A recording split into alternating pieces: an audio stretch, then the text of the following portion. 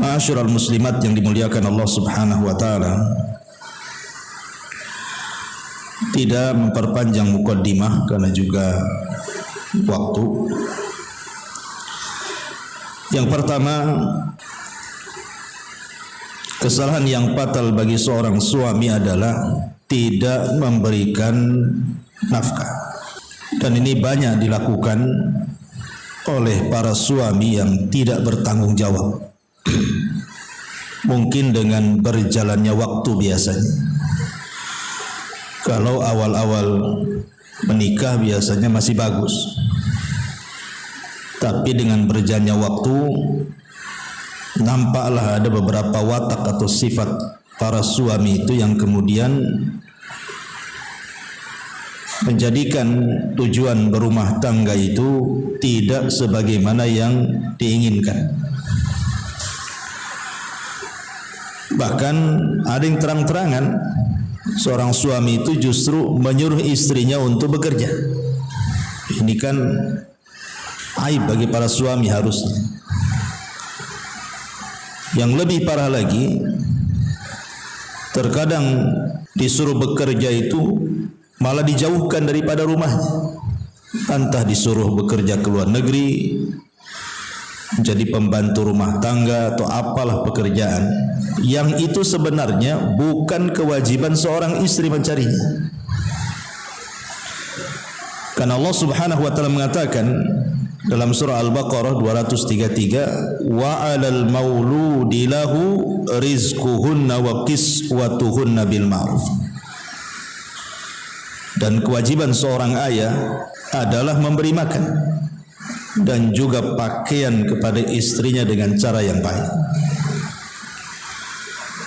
Makanya ditegaskan dalam sebuah hadis yang dikeluarkan Imam Ahmad dalam musnadnya, Nabi mengatakan kafa bil mar'i isman an yudayyi'a man yaqut. Cukuplah seseorang itu telah melakukan dosa ketika dia melalaikan kewajiban kepada orang yang harus ditunaikannya. Ini yang pertama, ini yang fatal ya. Kalau suami kok tidak mencari nafkah, malah cenderung menjadi pengangguran, padahal kalau dia mau mencari kerja itu pasti ada saja. Karena tidak mungkin Allah Subhanahu wa taala menahan rizki seseorang, apalagi dia seorang kepala rumah tangga yang di bawahnya ada orang-orang yang diberi makan oleh dia, anak istrinya. Mustahil. Bahkan yang ada kalau seandainya dia niat untuk mencari kerja, pasti Allah mudahkan.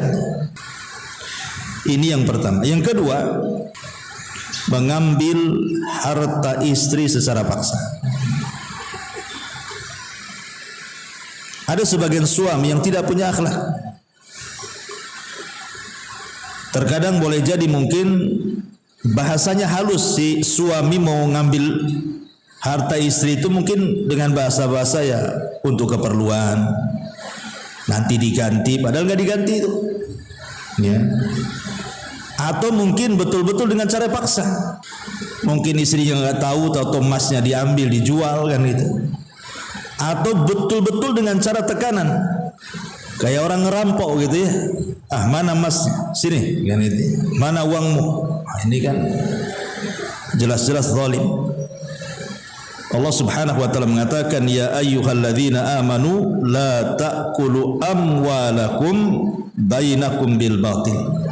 Wahai orang-orang yang beriman, janganlah kalian makan harta dengan cara batil. Ini sama dengan mencuri namanya, atau mungkin lebih parah lagi merampok kalau memang jelas-jelas memaksa untuk mengambilnya. Karena dalam Islam itu harta istri itu solid milik dia, nggak ada ikut campur suami. Makanya kenapa kalau kita bicara tentang bab waris, kok laki-laki dapat satu, perempuan kok dapat separuh dari bagian laki-laki? Zahirnya nampak tidak adil, harusnya satu-satulah.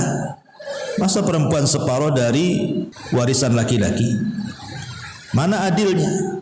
Kita katakan Allah lah memberikan hukum itu sudah adil. Sebab kalau seandainya laki-laki itu menikah seandainya, maka harta yang satu itu berbagi dengan istrinya. Tapi kalau si istri dia dapat warisan, dia tidak bisa berbagi dengan suami, itu harta-harta dia. Gak berhak suami mengambil harta yang memang itu milik dia, hasil jerih payah dia atau warisan dari orang tuanya, kecuali illa an takuna tijaratan an taradi minkum, kecuali kalau memang si istrinya redha mau bantu suaminya. Namanya suaminya punya skill usaha, ndak punya modal, istri punya duit. Udah bang, saya ada duit, ada modal, nggak apa-apa pakai saja. Berarti di sini ada kerelaan, ya kan? Si istri ngasih si suami. Tapi kalau tidak ada kerelaan, tidak boleh seorang suami mengambil harta istri secara paksa. Ini kezaliman dalam rumah tangga. Ini yang kedua. Yang ketiga, memaksa istri untuk tinggal di rumah orang tuanya dan tidak berusaha untuk mencari tempat tinggal untuk istrinya. Mencari tempat tinggal itu kan tidak harus punya rumah sendiri, beli tanah, bangun rumah, kan tidak harus seperti itu. Kan ngontrak juga bisa. Kalau memang belum ada kesanggupan membuat rumah atau membeli rumah, bisa ngontrak. Tapi kalau seandainya kemudian suami memaksa istrinya tinggal bersama keluarganya, maka ini kezaliman kepada istri. Karena bagaimanapun seorang istri itu harus punya kekuasaan sendiri dalam rumahnya. Sebab kalau campur dengan orang tuanya, dia tidak punya kekuasaan di situ. Dalam bab rumah tangga, dalam bab poligami saja, tidak boleh seorang suami mencampurkan satu rumah dengan istri. Kenapa? Karena tidak punya kekuasaan. Kecuali kalau umpamanya dapurnya sendiri-sendiri, kamarnya sendiri-sendiri, ruang tamunya sendiri-sendiri, kan begitu ya. Karena ada yang sifatnya privasi masalahnya, yang tidak bisa seseorang itu kemudian nyampur dengan orang lain. Makanya sebuah kezaliman suami kalau memaksa istri tinggal di rumah orang tuanya. Ma'asyiral muslimin muslimat yang dimuliakan Allah Azza wa Jalla, tentu di sini baik memaksa tinggal di rumah orang tuanya sendiri atau di rumah orang tua suaminya. Kecuali ada uzur, umpamanya sakit, ya mungkin orang tuanya sakit, kemudian suami meminta dia tinggal di rumah orang tuanya untuk merawatnya, kan hanya temporary saja, tidak selamanya kan. Kalau sudah sembuh ya baliklah kan itu. Ini yang ketiga, karena Allah mengatakan dalam surah At-Talaq itu askinuhunna min haitsu sakantum, berilah mereka tempat tinggal yang layak. Ngontrak, ngekos yang jelas, ada tempat tinggal yang layak. Kalau hujan tidak kehujanan, ya panas tidak kepanasan. Ataupun yang nomor 4, ini yang parah lagi. Kalau yang ketiga ini kan memaksa tinggal bersama orang tuanya. Ini yang keempat, ini memaksa istri itu untuk membantu ibu suaminya, membantu kerabat-kerabat suaminya. Ini kezaliman, tidak boleh. Kenapa demikian? Karena bukan kewajiban seorang istri itu membantu orang tua suami atau membantu kerabat saudara-saudara daripada suami. Kalaupun seandainya seorang istri itu berbuat baik kepada keluarga suami atau orang tua suami, itu hanya sifatnya ingin mencari perhatian suami saja, ingin berbuat baik kepada suami dengan menghormati keluarga besar dia. Ya, sekali-kali membantulah kalau ada hajat, ada kebutuhan atau lagi sakit dan begitu seterusnya.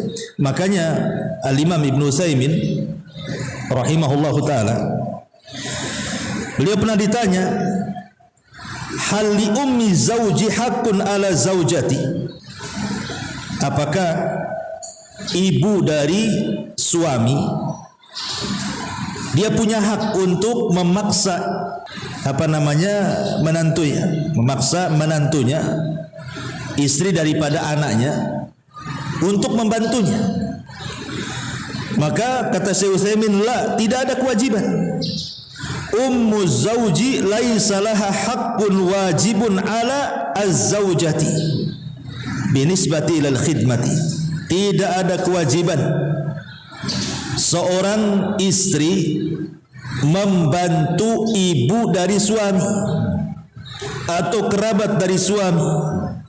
Maksudnya binisbati lil khidmat. Khidmat itu maksudnya ya datang ke rumahnya, nyapu rumahnya, bersihin alat dapurnya, mencucikan pakaiannya dan begitu seterusnya. Itu bukan kewajiban. Tapi kalau ingin berbuat baik nggak ada masalah, tapi bukan kewajiban. Tapi kalau suami ngancam-ngancam gitu kan, kau harus bantu ibuku, bantu saudaraku, ini kezaliman suami. Itu bukan kewajiban istri membantu keluarga suami. Nah ini juga kesalahan. Jadi ibu kalaupun membantu mertua, ya itu karena kebaikan. Kebaikan apa? Ingin mengambil hati suami supaya lebih sayang lagi karena kita punya perhatian kepada keluarganya. Sebab kalau kita tidak punya perhatian kepada keluarga suami atau kepada orang tuanya kan, suami pun mungkin malas sama ibu kan gitu. Tetapi kalau dikatakan wajib sampai kemudian memaksa suami untuk membantu orang tuanya atau kerabatnya, ini kesalahan fatal, kezaliman. Tidak boleh. Ini yang nomor 4. Kemudian yang nomor 5, terkadang ada sebagian suami yang tega, artinya ketika istri ini mau bersilaturahim kepada keluarganya. Mungkin dia sudah lama nggak pernah berkunjung sama orang tuanya di kampung mungkin kan, kitanya pula di Batam. Ataupun ingin berkunjung kepada kerabat-kerabatnya, entah saudara kandungnya, paman-pamannya, bibi-bibinya. Terkadang ada suami itu yang menghalang-halangi. Nggak boleh, kamu nggak boleh pergi, kamu tetap di rumah. Nanti berhujah pula dia, kan suamimu lebih harus ditaati dibandingkan orang tuamu. Betul, kaidah itu tidak salah ya. Tetapi kalau seandainya kemudian melarang-larang, mengancam-ngancam tidak boleh seorang istri bersilaturahim kepada keluarganya, ini namanya suami sama saja hendak memutus silaturahim namanya. Dan Allah katakan, fahal asaitum in tawallaitum an tufsidu fil ardi wa tuqatta'u arhamakum. Maka apakah kiranya jika engkau sudah berkuasa merasa jadi suami, kamu berbuat kerusakan di permukaan bumi kemudian berusaha memutuskan hubungan keluarga, lihat dampaknya. Ulaika alladzina la'anahumullah fa asammahum wa a'ma absarahum. Mereka lah orang-orang yang dilaknat Allah dan ditulikan telinganya, dan mereka akan dibutakan penglihatannya di hadapan Allah Subhanahu wa taala. Bayangkan sampai ada ancaman laknat dari Allah. Maka tak boleh seorang suami itu melarang-larang istrinya untuk bersilaturahim kepada keluarganya. Tetapi juga istri harus tahu diri juga kan itu. Jangan kemudian setiap waktu ngajak suaminya ke keluarganya, tahu mungkin jauh tempatnya, gaji suaminya pun tak banyak. Akhirnya karena merengek-rengek terus, terpaksalah suami akhirnya nekat cari uang tanpa melihat halal haram pula. Yang penting istrinya senang, kan nggak boleh juga. Ya, jadi harus melihat kondisi keuangan juga. Kemudian yang nomor 6, terkadang ada sebagian suami itu kalau mungkin ibu melakukan kesalahan, itu sampai menegurnya itu sampai taraf menyiksa, sampai taraf menyiksa gitu ya. Saya pernah lihat di berita itu sampai dipukuli, bahkan dilukai, bahkan disiram air keras pula, macam-macam ceritanya ya. Jadi ada suami itu yang suka menyiksa istrinya hanya sebuah kesalahan. Padahal dalam Islam itu, kalaupun seandainya istri itu selingkuh, anggaplah selingkuh, dan betul selingkuh, entah mungkin mukodimahnya dengan melakukan hubungan dengan cara chatting atau ngirim-ngirim foto atau apa, atau mungkin sampai taraf zina lah, anggaplah dengan laki-laki lain. Apakah kemudian seorang suami boleh menyiksa istrinya gara-gara perselingkuhan seperti itu? Tidak boleh. Walaupun sudah jelas-jelas nih, mesti istri kurang ajar kan begitu. Karena dalam Islam itu ada tahapan-tahapan ketika menasihati seorang suami kepada istri. Dan itu disebutkan di dalam Al-Quranul Karim, surah An-Nisa 34. Allah Subhanahu wa taala mengatakan, "Wallati takhafuna nusuzahunna fa'idhuhunna wahjuruhunna fil madhaji wadribuhunna fa in ata'nakum fala tabghu 'alaihinna sabila innallaha kana 'aliyan kabira." Dan jika engkau wahai para suami tertakutkan, khawatir ada perselingkuhan yang dilakukan oleh istrimu, kata Allah, apa yang pertama langkah dilakukan? Fa'idhuhunna, nasihati. Enggak langsung main siksa, main pukul, main tunjuk, main melotot, enggak gitu. Nasihati dulu, ya, dinasihati. Kalau memang kemudian, karena ada sebagian suami juga yang masya Allah kadang-kadang tidak punya kepedulian, nggak punya kecemburuan dengan kesalahan istri yang fatal, mudah memaafkan, tidak mau ngasih nasihat, alah biarin aja lah. Karena mungkin dia sayangnya si suami kepada istri karena cantiknya, karena apanya kan. Jadi walaupun istrinya kurang ajar, ya dibiarin saja sama dia. Mungkin tipe-tipe suami takut istri lah mungkin gitu ya. Tapi kalau seandainya suami yang bijak kan tidak demikian, dinasihati dulu. Kalau dia tetap ngeyel, baru ada langkah kedua. Kata Allah, wahjuruhunna fil madad, pisah ranjang.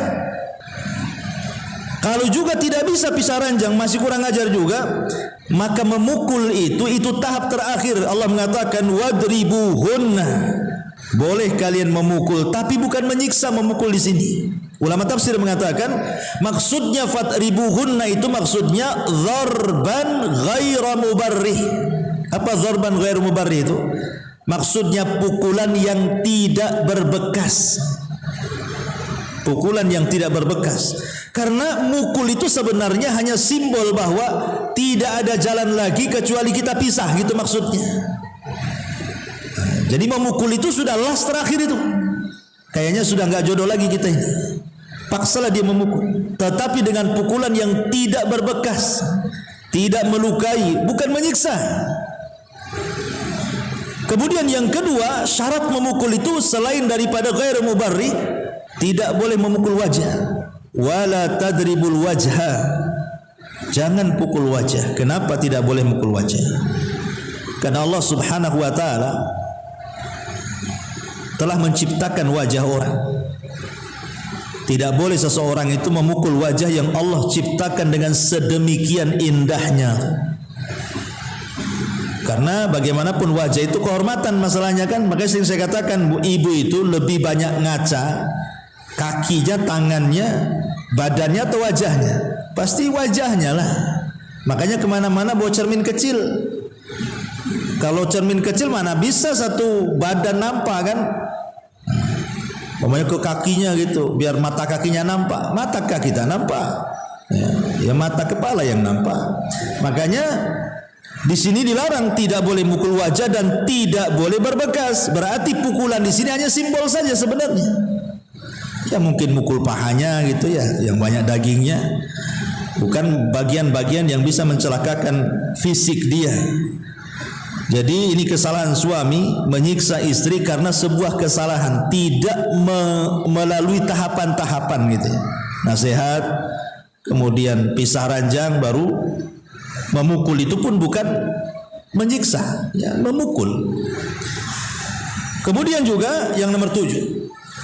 Yang nomor 7 di antara kesalahan suami itu adalah memaksa istri untuk melakukan hubungan suami istri yang diharamkan.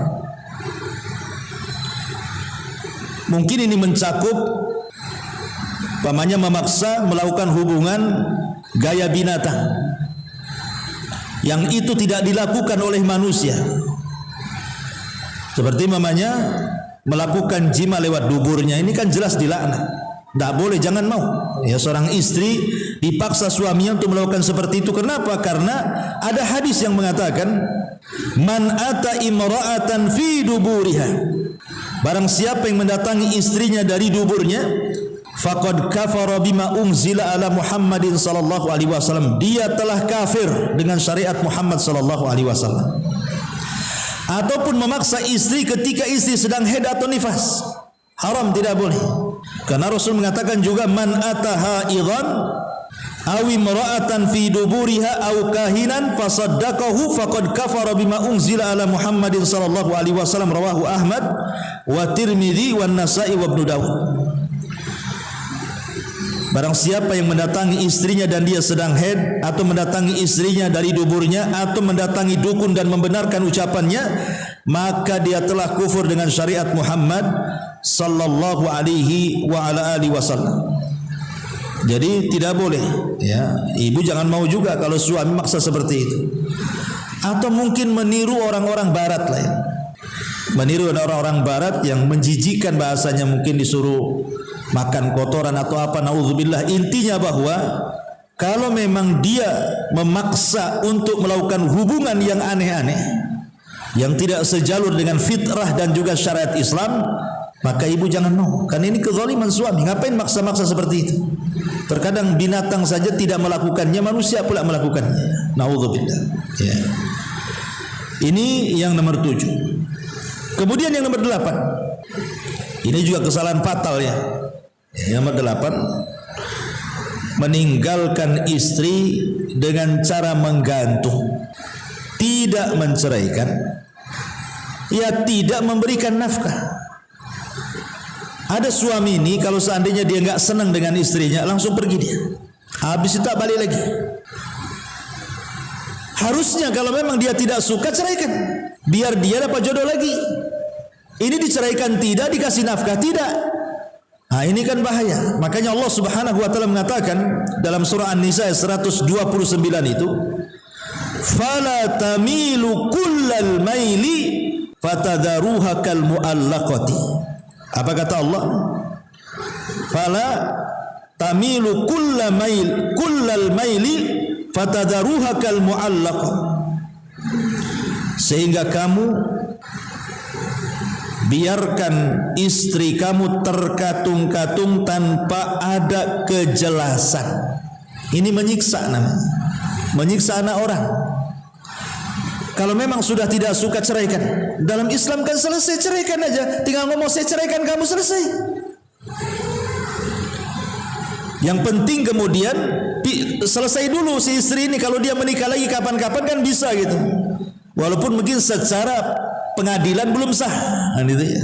Tapi kan secara syar'i kan bisa sah itu mengatakan saya ceraikan kamu. Artinya si wanita itu atau si istri sudah bebas ini. Menentukan pilihan hidupnya kan bebas kan. Nah, sekarang ini nggak jelas suami saya menceraikan nggak, sementara mungkin dia pun ingin hidup layaknya orang lah, ingin berumah tangga, atau mungkin dia melirik ada laki-laki yang mungkin soleh bagi dia. Nggak bisa, kenapa? Karena dia masih terikat pernikahan dengan orang lain. Nah, ini kan kezaliman namanya. Maka ini juga kesalahan suami. Jangan kemudian menggantung istri seperti itu. Kalau nggak suka, ceraikan, selesai. Apa susahnya menceraikan? Biar dia punya kehidupan sendiri. Ya. Ini juga farah ini ya, yang nomor 8 ini. Kemudian yang nomor 9, ya, safar lebih daripada 6 bulan. Nggak ada kabar lagi. Yang parah kalau ada kabar masih mendingan. Ini safar cari pekerjaan, nggak ada kabar pula. Tahun-tahun kadang-kadang hilang. Kalau memang dia mati, di mana kuburnya kan itu. Kalau dia memang kawin lagi, di mana madunya kan itu. Kalau dia masih ada masih bekerja, ya harus jelas tempat bekerjanya. Ini kadang-kadang hilang itu, nggak tahu nasibnya seperti apa. Yang lebih parah itu sampai bertahun-tahun tuh, ada sampai 10 tahun, kadang lebih kadang-kadang. Tapi si istri ini setia, masih nunggu saja kan. Itu kayak nunggu ikan di kolam keruh. Ada nggak tuh ikannya, ada nggak tuh, namanya keruh kan itu. Jadi nggak jelas gitu ya. Maka ini juga, padahal dalam Islam itu seorang suami kalau pamit bekerja kepada istri itu paling lama 6 bulan dia harus pulang. Kecuali ada izin istrinya. Kalau istri ngizini ya nggak apa-apa. karena mungkin terikat kontrak di kapal harus 2 tahun baru boleh pulang kan gitu ya, atau di perusahaan mana yang tidak bisa setahun pulang. Nah, nanti persetujuan istri, kalau istri tak mau ya jangan. Nggak usah lah bang, nggak usah kerja di situ, nggak apa-apa lah, jual es cincau aja, yang penting abang di rumah kan itu. Tapi ada istri yang baik hati, dah nggak apa-apa bang, ya, berangkat aja Bismillah. Tapi hati-hati, hati-hati apa? Pokoknya hati-hatilah. Safar lebih 6 bulan itu dilarang. Umar bin Khattab radhiyallahu anhu. Jadi Umar ini biasanya kalau ngirim pasukan itu setahun sekali di rolling, setahun di rolling gitu. Jadi satu malam Umar ini lewat di sebuah rumah, kemudian ada seorang wanita menyair karena kerinduan dia kepada suaminya, sampai di antara bait syairnya, kalaulah bukan karena takut kepada Allah, tentu ranjang ini akan bergoyang, dia bilang. Maksudnya kalau saya tidak takut kepada Allah, sudah saya selingkuh dengan orang gitu maksud. Tapi karena takutnya aku bertahan. Jadi Umar ini mendengar seperti ini, hasrat seorang wanita itu, akhirnya disitulah dia merubah kebijakan pengiriman pasukan yang tadinya setahun rolling menjadi 6 bulan rolling. Jadi dari sini Umar bin Khattab radhiyallahu an kemudian memutuskan per 6 bulan para tentara pulang ganti. Ya, dan ini juga menjadi dalil bahwa seorang suami kalau meninggalkan istri paling lama 6 bulan pulang. Ya, kecuali kalau memang ada izin persetujuan, ya sesuai dengan kesepakatan, nah itu lain lagi ceritanya. Ya, ini kan kalau seandainya istrinya tak mau ditinggal. Ini yang nomor 9. Dan yang nomor 10 ini juga fatal, tidak memberi keamanan. Ya. Kenapa seorang istri, kan tujuan ibu menikah dengan suami itu supaya ibu merasa dilindungi, diayomi, merasa aman, tidak diganggu orang. Ya, merasa aman, tidak diganggu orang, kemudian punya rumah sendiri, punya benteng sendiri gitu ya, nggak ada yang ganggu. Kenapa? Kalau diganggu tinggal lapor suaminya. Tetapi ada sebagian suami itu yang zalim kepada istrinya. Terkadang mereka menakut-nakuti dengan cara mengusir kadang-kadang, ataupun mungkin mengancam-ngancam dengan kawin lagi. Ya kan banyak tuh suami, kalau gitu saya kawin lagi saja, kawin lagi. Ya kawin aja lah kan begitu ya, si ngancam-ngancam saja. Artinya bahwa di sini kadang-kadang ada seorang suami itu yang seperti itu, suka nakut-nakuti. Yang lebih parah lagi, kadang-kadang nakut-nakutinya itu betul-betul terjadi. Ya. Kamu kalau macam-macam saya usir. Ya. Akhirnya ada masalah, langsung betul-betul diusir. Diusir, semua barang-barang yang ditaruh di rumah dikunci dari dalam, pulang kau ke rumah sana. Lah yang seperti ini tidak boleh, karena Rasul mengatakan la yahillu li muslimin an yurawwi'a muslimah. Tidak halal alias haram seorang muslim saja menakut-nakuti muslim yang lain aja haram. Apalagi seorang suami menakut-nakuti istrinya, ini kezaliman. Inilah yang disebutkan para ulama, ini kesalahan yang fatal ya. Kesalahan yang fatal suami kepada istri ya. 10 perkara yang harus diketahui para suami, jangan sampai melakukan 10 perkara, karena ini kesalahan fatal. Kesalahan fatal. Yang lebih fatal lagi ya ada, seperti mamanya suaminya nggak mau sholat ya, suaminya nggak mau sholat. Kalau suami tidak mau sholat, tidak taat kepada Allah, macam mana rumah tangganya akan diberkahi juga. Makanya kalau ada seorang istri diuji suaminya tidak mau ibadah, maka kadang-kadang saya sering ditelepon oleh seorang ibu tuh, gimana Ustaz, suami saya memang baik secara akhlak, tapi dia tak baik pula secara ibadah. Yang satunya terbalik, Ustaz, Masya Allah, suami saya itu rajin ngaji, sholat, tapi tukang gampar katanya. Yang satu baik akhlaknya, yang satu bejat agamanya. Yang satu baik agamanya, bejat pula akhlaknya. Makanya rumah tangga itu kalau ingin sakinah mawaddah ya dua-duanya harus ada lah. Ya, dia ahli ibadah juga punya akhlak. Makanya kenapa Rasul mengatakan kepada kita orang tua, kalau kita ini punya anak gadis, kemudian ada yang melamar, kata Rasul, kalau ada laki-laki yang melamar putrimu, kemudian baik agamanya, kemudian baik akhlaknya, segera nikahkan dengan laki-laki itu. Kalau tidak, rusak agamamu. Kalau tidak, rusak anakmu.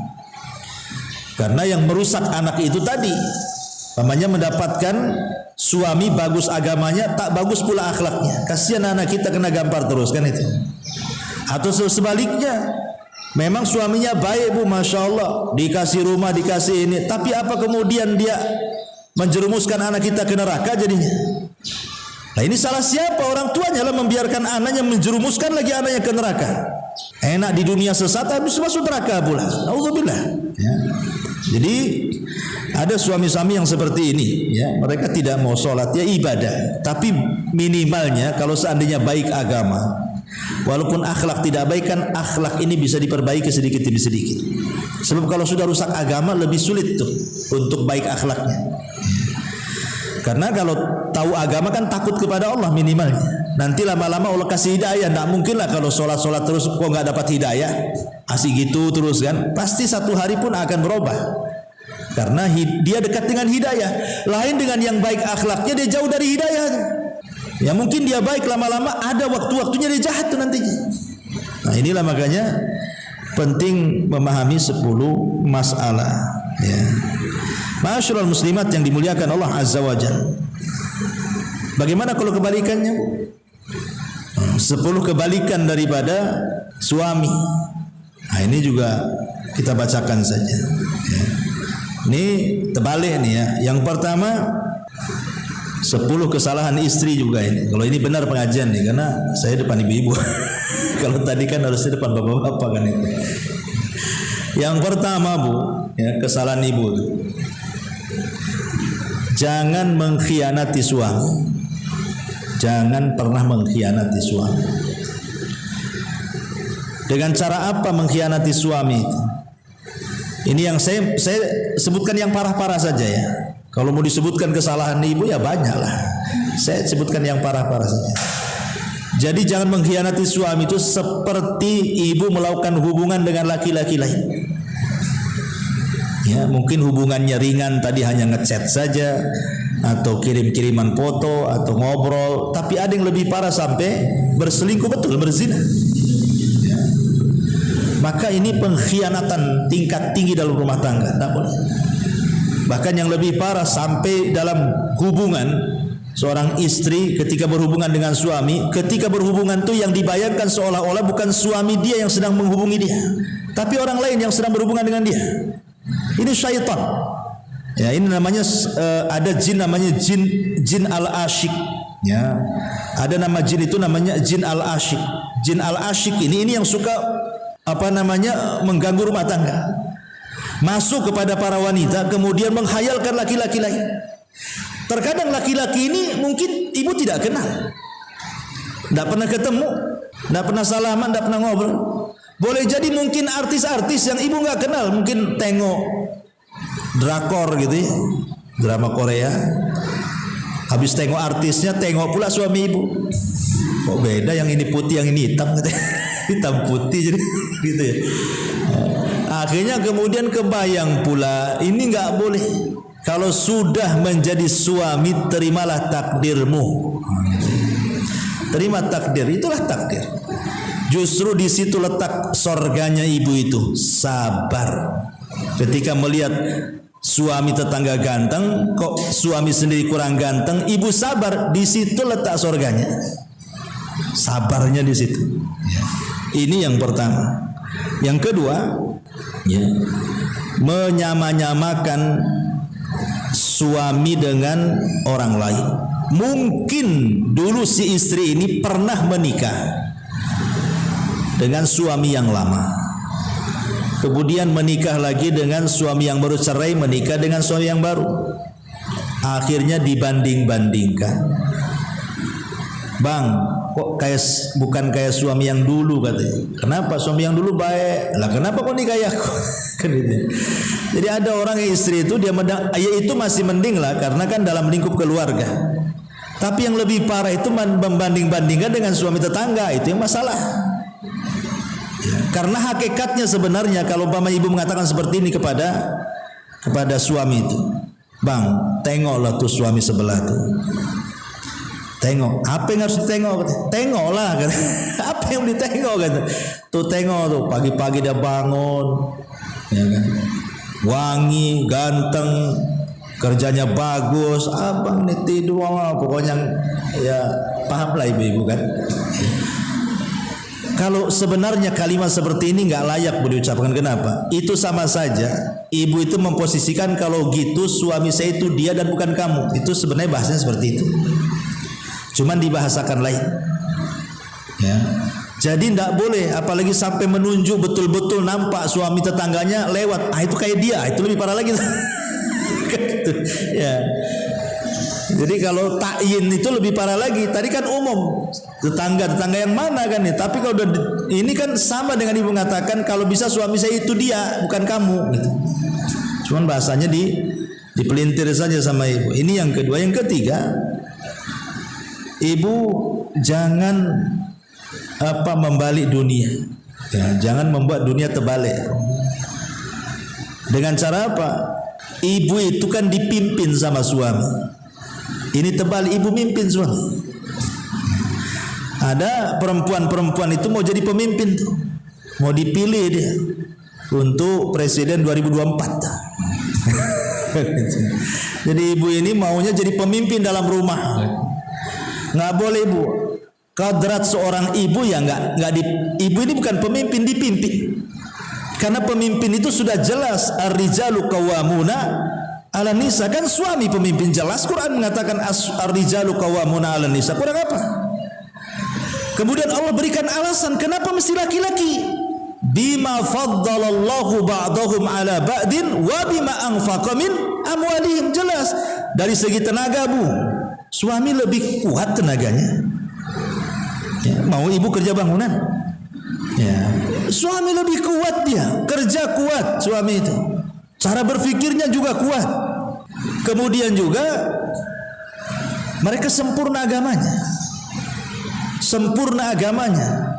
Kalau ibu kan akalnya tidak sempurna karena berbagi dengan perasaan, kemudian agama tidak sempurna juga karena waktu-waktu tertentu ibu nggak bisa ibadah. Waktu haid mana ibu bisa sholat, bisa puasa, pegang mushaf aja diperselisihkan kan begitu. Jadi agamanya kurang tuh. Kalau laki-laki kan sempurna, ya tidak mungkin laki-laki haid LGBT itu namanya kan. Laki-laki itu ya pasti sempurna agamanya. Ya, maksudnya tidak ada penghalang bagi dia untuk beribadah. Kalau perempuan tidak. Ya. Makanya kenapa kemudian terimalah kodratnya kalau seorang istri itu memang dipimpin oleh suami. Jangan suka mimpin. Karena ada istri itu dia mau semau gue lah bahasa sayanya itu. Keluar rumah sesuka dia, ya, mau izin mau enggak terserah dia. Tentu suaminya datang, istrinya nggak ada. Celakanya lagi handphonenya bukan di silent lagi, dimatikan. Nah suami apa enggak pusing nyari ibu kemana kan itu? Harusnya kan enggak seperti itu. Itu namanya kalau mau merdeka, kenapa nikah? Enggak usah nikah lah kalau merdeka. Ya, jadi jangan membalik dunia, hormati suami. Ya, jangan menjadi pengatur dalam rumah tangga. Aturan rumah tangga itu sudah baku bu. Hak istri apa, hak suami apa, sudah ada, diatur semuanya. Ya, kemudian kadang-kadang nggak mau menerima pendapat suami kan, suami baru ngomong, ibu udah ngomong duluan. Yang keempat, tadi meninggalkan rumah tanpa izin. Bu, dalam setiap rumah tangga pasti ada masalah, nggak mungkin nggak ada masalah. Rumah tangga Nabi aja masalah, rumah tangga sahabat aja masalah, apalagi rumah tangga ibu pasti ada masalah. Kalau ada masalah bu, jangan kabur dari rumah. Ini fatal. Ya, kalau sampai seorang wanita meninggalkan rumah, ini fatal sekali. Karena berarti perempuan ini tidak mau menyelesaikan masalah keluarga. Dia mau memperluat. Sebab kalau dia sudah kabur dari rumah, ini masalahnya bukan sebatas rumah, tapi dia akan menyebar kemana-mana. Tidak mungkin orang lagi kesel kemudian ke rumah kawannya tidak cerita di kawan, itu mustahil. Atau mungkin pulang kampung ke rumah orang tuanya, nggak mungkin diam-diam, pasti akan cerita juga. Sampai kapan ibu diamkan itu? Murung-murung pasti ditanya kawannya. Susah kali kamu tertawa, biasanya kok ketawa itu 1 jam dah berhenti.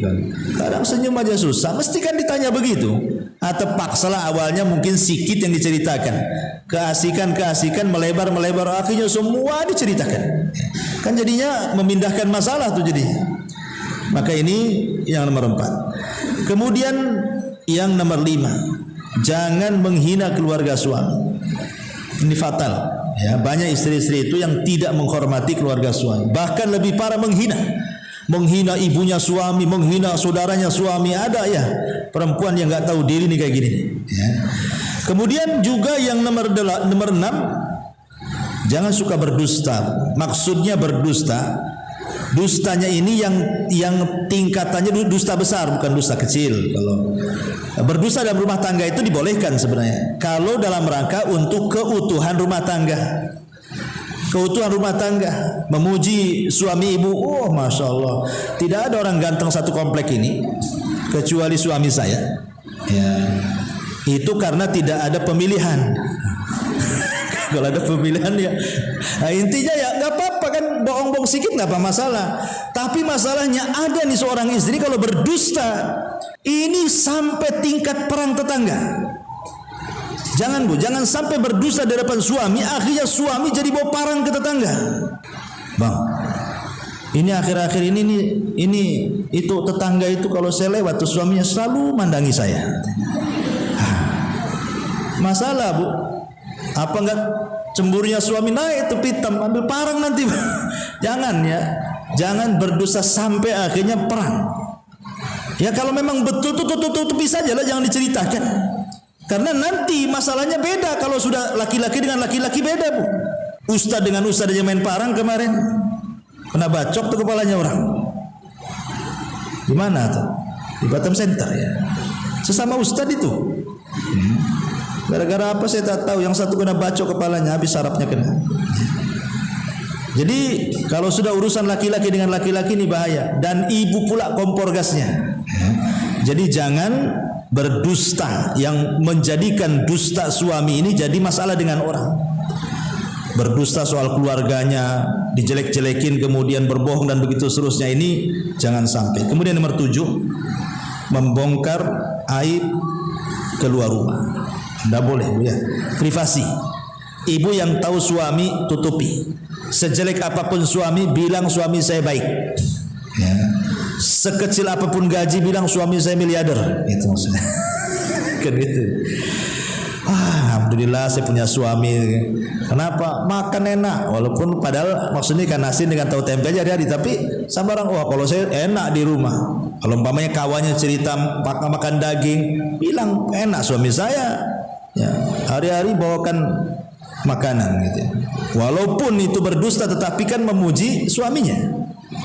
Ya, daripada terus terang, berapa gaji suamimu? 10 juta. Mikir deh, kenapa? Suamiku payah kata. Suami payah-payah Bu. Kenapa gaji sebulan gak cukup untuk makan gitu. Maka urusan-urusan privasi tidak boleh diceritakan, karena aib masalahnya Bu. Yang tahu dapur ibu itu ibu saja, jangan orang lain tahu. Apalagi yang lebih parah lagi sampai urusan ranjang, ini seburuk-buruk manusia di hadapan Allah. Dan itu ada hadisnya itu. Ya. Kemudian yang nomor 8, jangan suka mengadu kepada keluarga. Kalau ada masalah, dikit-dikit ngadu sama saudaranya, dikit-dikit ngadu sama orang tuanya. Cari pembenaran, cari bolo bahasanya ya. Nggak boleh Bu. Ya. Kemudian yang nomor 9, cinta karena harta. Nah, ini banyak nih. Nah, jangan sampai kemudian kalau sudah nikah dengan suami, cobalah belajar mencintai suami apa adanya. Ya. Sebab kalau seandainya karena harta saja, nanti kalau miskin dipastikan bercerai itu. Dipastikan bercerai. Ya. Kemudian yang terakhir, jangan tajasus. Nah, ini tajasus ini. Jangan tajasus. Suami main ke tetangga, diintip aja. Ngobrol apa dia? Ngapain aja dia? Ya. Nanti pergi, ibu telepon gak diangkat. Datang, diinterogasi. Kok tadi jam segini kemana? Kok gak diangkat telepon saya? Sama siapa? Pergi kemana? jam berapa ke jam berapa. Nah, itu kan ada orang yang istri-istri yang suka interogasi kayak gitu. Itu namanya tajasus, Bu. Sini handphonenya, saya mau periksa. Nah, ini kan ngeri kali. Mana dompetnya? Jangan-jangan ngelong pula, hilang semua uangnya. Kemana? Ada ya. Ibu kalau suami datang itu, bukan itu pertanyaannya, tapi mau apa? Mau apa? Mau makan? Ya. Mau apa? Mau diurut? Mau diapa? Gitu. Ini enggak. Dari mana? Sama siapa? Kok baunya lain? Subhanallah, ada. Ini tajasus dah boleh, Bu. Ya. Ini makanya kenapa ada 6 sifat. Kenapa Imam Ghazali itu mengatakan jangan ada seorang istri itu punya 6 sifat. Ya. Pertama, suka mengeluh kata dia. Yang kedua, suka mengungkit kebaikan. Ya. Aku kan dah masak, memang kewajiban ibu. Kenapa harus dikasih tahu kan gitu ya? Aku udah melayani kamu, sudah masak, sudah nyuci, sudah. Bu, itu kebaikan ibu, ibu dapat pahala, Bu. Ibu berbuat baik kepada suami itu bukan barter. Bukan. Kau kalau berbuat baik sama saya akan baik banget. Bukan begitu. Ibu laksanakan aja. Ya, kebaikan ibu nyuci masak itu pahalanya sendiri. Ya, kalau barter itu tidak boleh. Jadi karena ibu kan menjadi istri itu, untuk apa ibu jadi istri? Kan ingin cari pahala masuk surga. Tapi kalau sudah kebaikan sistem barter, Bu, itu tidak bisa. Ya. Jadi jangan berbuat baik kepada suami itu dengan sistem barter. Pokoknya laksanakan aja kewajiban ibu. Soal suami jahat terserah. Yang penting saya melaksanakan selaku seorang istri, itu maksudnya. Karena saya tidak mengharap pahala engkau, wahai suamiku. Saya mengharap pahala Allah, itu maksudnya. Jadi jangan suka, kata Imam Ghazali, jangan suka mengungkit kebaikan. Yang ketiga, ya, jangan suka menceritakan masa lalu. Jangan suka menceritakan masa lalu. Kan ada tuh seorang, mungkin maaf kadang-kadang dulunya mungkin ya masa lalunya suka gonta-ganti pasangan, pacaran atau apa. Sekarang sudah menikah, jangan diceritakan tuh pacar-pacar 1, 2, 3, 4. Banyak kali butuh pacarnya dulu. Tidak usah tutup, ini suami saya, inilah pacar saya, selesai. Ya. Kemudian kata Imam Ghazali yang keempat, jangan sampai memiliki sifat selalu membesar-besarkan dunia. Ya. Suami tahu gajinya berapa. Pokoknya karena sekarang sudah ada udah handphone semua belanjaan, Bu. Wah, hari-hari Tokopedia aja ditonton nih, Bu, tuh. Tokopedia, Marketplace, apalagi tuh. Nah, akhirnya tas lewat, ini lewat, itu lewat. Tahu gaji suami seberapa? Ini yang branded itu yang ditonton. Kan gitu ya. Gaji setahun habis lah tuh beli 1 tas tuh. Jangan selalu membesar-besarkan dunia. Ya, terimalah apa adanya. Kemudian yang nomor 5 kata Imam Ghazali, ya, wanita yang jangan suka berdandan sepanjang hari. Ya, berdandan boleh tapi ada waktu-waktunya. Tapi kalau terus saja berdandan, Bang, kayaknya ini yang sebelah sini agak sengit nih katanya. Ini perlu obat nih, harganya sekian. Udah dibelikan obat sama suami. Nampaknya Bang perlu bedak nih, tapi harganya sekian. Nampaknya kita harus operasi nih Bang, ini harus dikasih silikon sebelah sini. Ya, habislah itu uang suaminya untuk itu aja, Bu ya. Kemudian kata Imam Ghazali yang nomor 6, dia mengatakan jangan suka nyinyir. Ya, itu disebut sadaqah namanya. Bukan nyinyir atau apa-apa, banyak bicara lah. Ember. Wallahu a'lam.